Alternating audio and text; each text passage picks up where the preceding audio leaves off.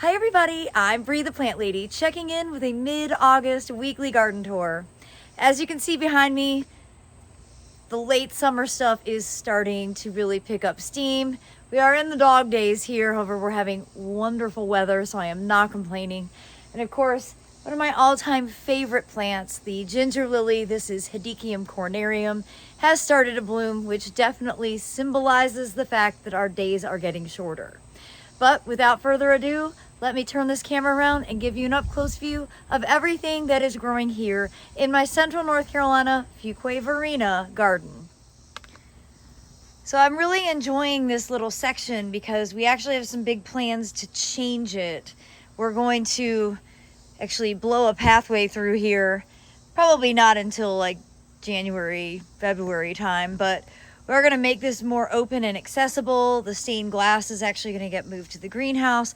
And then some of the plants that are in here are just going to get transplanted. But I've always loved this little tropical corner with the ginger lilies and the Trachycarpus fortunii. This one, because I don't have to walk through it, I've been able to keep, lower leaves, and it just has such an incredible feel. I do need to do some pruning to this Prunus mume. Actually, I've been contemplating doing some major pruning to it. We will be making progress on this sort of, not really a patio extension, just making the patio where you can walk out this side and access the garden. And in part, we're doing this because we are going to be swapping houses, and this house, the blue house, is going to be the Airbnb. We want to make the garden as accessible as possible for people. And as we walk out through from the back porch to the pool bed, everything's looking good except for a handful of these coleus. And you can see I haven't watered them today. I shouldn't need to, because you can see this one looks totally fine. But then right next to it, you see the leaves are curled. They just look kind of sick. So I don't completely know why that's happening. It is annoying because I don't want to pull out the dead ones and make it not look even. It was happening earlier in the season on some of these over here, but they seem to have recovered. I have a feeling it's probably root mealybugs. That's what my gut's saying, but I won't know that until I rip them out of the ground. And I don't know exactly how long they'll live if I don't keep watering them every day, but that's that. I did want to show you, there's a cute little leopard frog. The frogs really like it when I let the water get a little lower, and they can sit on the ledge and hunt for bugs and poop. They poop a lot. Let me tell you, the main reason that I have to vacuum the pool is because of all the frogs that I share it with. I think this sesame is looking amazing, and it's actually really making me think about sowing sesame in cells instead of broadcasting it and planting them as individuals and really allowing them to get size. You see how robust and upright this one is. When I show you some that I direct seeded, they're not nearly as strong. They're flopping over. This plant looks so much better, and I think it's because it's a single specimen. You can see it's got a really nice, large, strong trunk. It's well rooted. And it's overall just one of the most beautiful heat and drought tolerant summer annuals that you can include in your garden. You can see the flowers all form seed heads like this. Inside those are where the sesame seeds grow. And since I mentioned the direct seeded sesame, might as well just walk over here and show you the difference. It's pretty substantial, actually, how weak these ones are. You can see they're flopping over. I mean, they are flowering, but they aren't upright. Also might be that this is just a bit too much shade over here. You can see really it only gets morning direct light. But I think maybe I'm gonna reconsider and do sesame as transplants next year and see if that makes a difference in how they perform. I'm definitely thrilled with how these sunflowers are looking, and I really like the Echo with the rudbeckia in front and then the sunflowers in back. This is one of my favorite spots that I can look out from my kitchen window and enjoy. And I've got to say, this has been a great hibiscus year. I have never had hibiscus do this well. And you can see new flowers opening, lots of flower buds still forming. Really outstanding. I wish that I had the tag to be able to tell you what cultivar this is. I don't know which variety it is, so sorry, it's sort of useless, but it's just been such a joy to watch this bloom off and on all summer long. I just don't recollect that happening in past years. And I'm loving this combination of kufia, eggplant, and peanuts all together. And the eggplants are really starting to kick into gear. You can see lots of flowers on them. Soon they'll be bearing fruit. I already have more eggplant than any rational person would know what to do with. That's okay.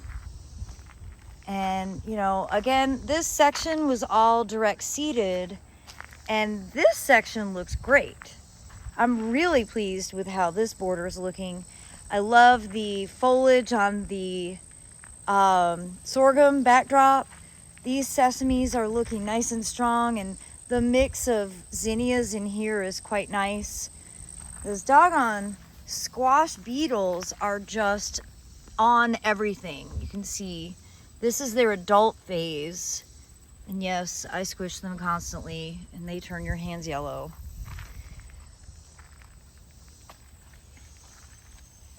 But this border is filled in quite well. And even though it's very shady, everything is growing pretty strong. I'm just generally really impressed with how everything's done.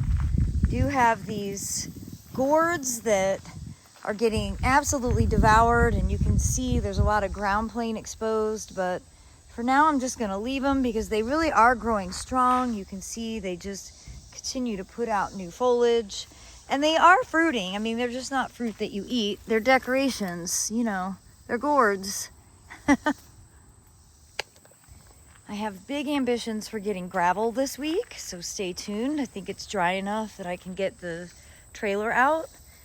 And I'm really pleased with how this kind of accidental tropical bed is looking.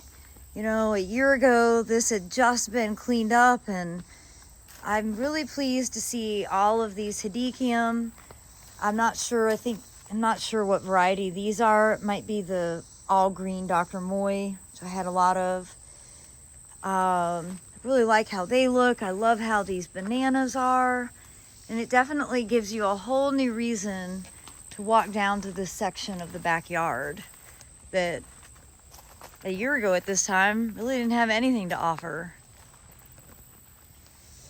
We have not tackled the woodland yet, and we need to because there's a lot of weeds. That is on the list for this week. You can see that bad colocasia, black runner, is coming back. So Aiden and I need to spend some time ripping all of that out. You can see it's, you know, it's returning pretty quickly.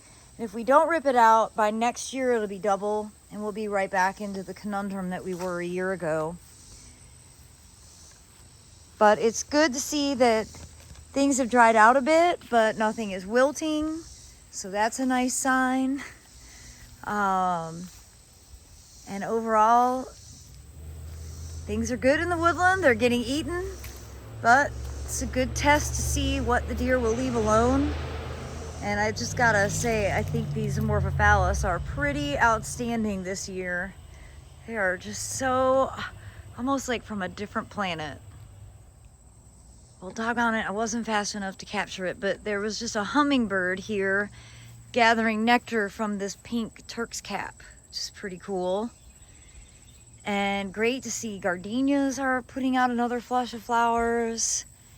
And, well, tons of productivity over here.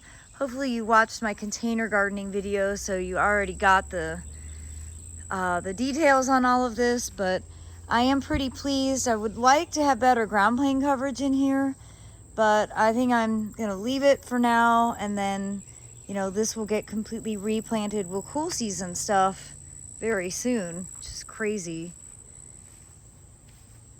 The figs are looking good.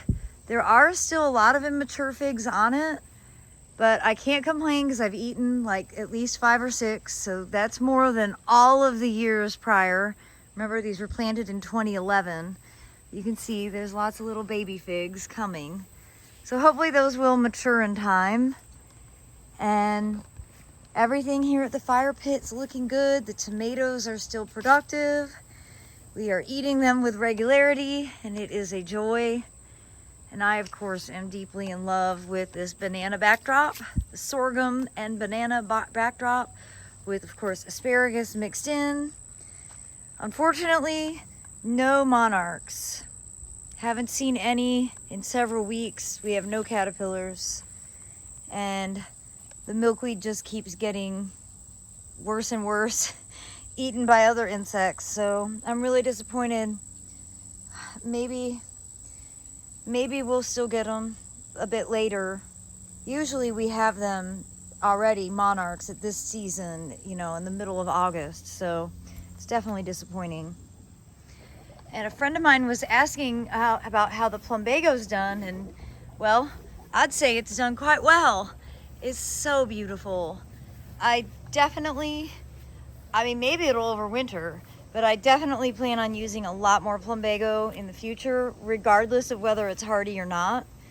I love that blue. I really love it here at the pool, where it has a great color echo, and doesn't really have any insect problems. You can see I've got massive grasshoppers. But the okra is doing well. I've been a little more dedicated to getting it harvested at appropriate time. And the rice is doing wonderfully. I'm really glad I put these pots of rice in here. This is an African species of rice, so it fits right in since this was my South African inspired bed. And I just think the addition of rice always makes a bed more interesting, and you can see it's now at its flowering and starting to set seed stage. It's just such an exciting thing to be able to witness. I just mentioned that I'm being more dedicated to harvesting my okra. As you can see, I've let some get absolutely enormous, but that's fine because I'll be able to collect the seed from those. And I wanted to show you guys the persimmons holding on well. I do try to keep everything watered so that the fruit won't fall off like they have in past years. And then, of course, my favorite bed in the whole yard. I think next year I want to use this coleus, and I want to do pots of black rice, and I want to use that kufia, a few other things out in the big main bed. I am loving this combination. I think that the black mudras is really one of the most beautiful grasses of all time. The fact that it produces an edible seed is just a bonus, and look right there, it is starting to flower. It's so awesome. And I am planning to do a cutback on this coleus and make some really amazing foliage arrangements from all of it because, well, I'll end up with a lot. I have not done any cutbacks on this kufia. I was asking a few friends and they were being indecisive about it too. I think I am gonna go ahead and do some. We'll see. We'll see. Check in next week and see if I've actually pulled the trigger. But overall, I'm really pleased with this south facing bed, and I'm so glad I did the renovations back in June. Well, everybody, I hope part 1 of my mid-August weekly garden tour will serve as inspiration, and I hope that you'll tune in tomorrow to see everything that's growing out front. As always, thanks so much for watching, and happy gardening.